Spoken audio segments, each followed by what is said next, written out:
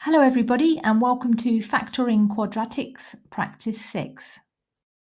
So in our first expression here we have a leading coefficient of 3 and a constant of 4. So our first step is to multiply those two together to give us 12, and then we need to find the two numbers that multiply together to give us 12. So we could multiply -1 by -12, -2 by -6, or -3 by -4. And the reason I've picked negative numbers, as you might remember, is because they also have to add up to -8. Now, if we take -2 and -6, you can see that they multiply together to give us a positive 12, but they also add together to give us -8. So our next step is to rewrite that equation, but replacing the -8x with a -2x and a -6x. And our next step is to take the greatest common factor from the first two terms, which in this case is x. And then if we put 3x minus 2 inside the brackets, multiplying this out would give us 3x squared minus 2x. Next, we want to take out the greatest common factor for the second two terms, which in this case is a 2, because 6 and 4 are both divisible by 2. So inside the brackets again, we have 3x minus 2, because 2 times 3x would give us the 6x, and 2 times minus 2 would give us a minus 4, but that becomes a positive 4 with this minus here. Now, as you can see, both these brackets are the same, 3x minus 2. So we have the first bracket of our solution. And from the line above, you can see that it's multiplied by x and it's also multiplied by -2. So our second bracket is x minus 2. Now, if you multiply these brackets out, you should get the original expression. So you may want to do that on your own to verify that you've got the correct answer. Now, you've replaced the -8x with -2x minus 6x in this example. But you may be wondering what would happen if you did it the other way round and you replaced it with -6x minus 2x. So let's just see quickly what would happen. So if you did it this way round, your greatest common factor is now 3x from the first two terms.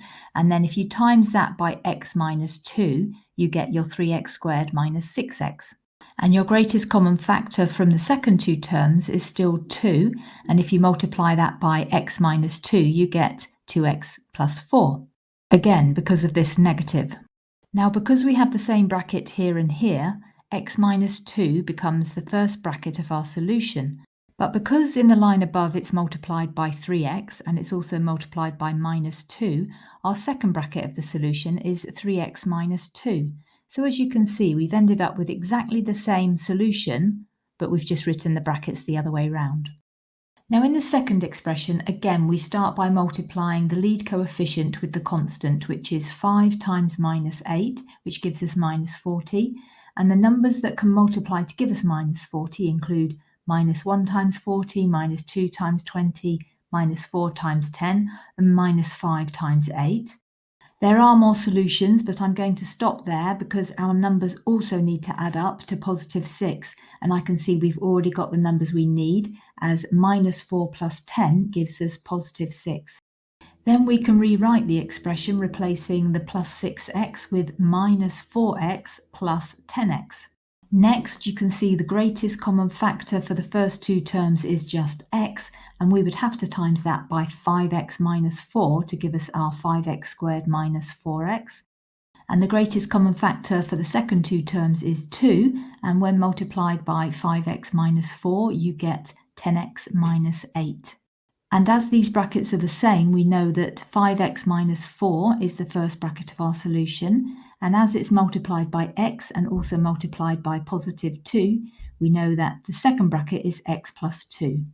And again, I wanted to show you briefly what would happen if, instead of replacing the +6x in the original expression with -4x plus 10x, what would happen if you reversed them and replaced it with +10x minus 4x.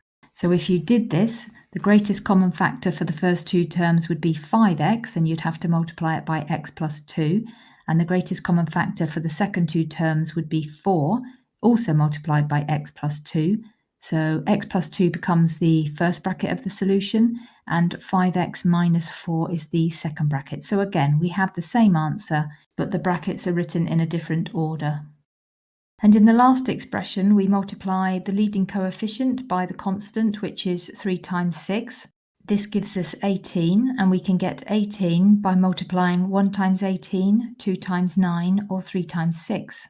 But in this expression, the numbers also need to add up to give us plus 11. So we need the numbers 2 and 9. Now if we write the expression again and replace plus 11 with plus 9x plus 2x, the greatest common factor for the first two terms is 3x, and if we multiplied it by x plus 3, we do get 3x squared plus 9x. And for the second two terms, the greatest common factor is 2. And again, if we multiply that by x plus 3, we get 2x plus 6. And because these brackets are the same, x plus 3 becomes the first bracket of our solution. And as you can see in the line above, it's multiplied by 3x and by plus 2. So the second bracket of our solution is 3x plus 2. And again, if we'd have replaced plus 11x with plus 2x plus 9x instead of plus 9x plus 2x, we would have had the greatest common factor for the first two terms as x, and that would be multiplied by 3x plus 2. And the greatest common factor for the second two terms would be 3 multiplied by 3x plus 2. And as these brackets are the same, the first bracket of our solution is 3x plus 2. And because it's multiplied by x and also multiplied by plus 3, the second bracket of our solution is x plus 3. So again, it's the same as the other answer, but the brackets are in a different order. Well, that's it for this video. As always, thanks ever so much for watching. I'll be going through some more examples in the next video. And if you could hit the like and subscribe meanwhile, that'd be fantastic. And I hope to see you soon.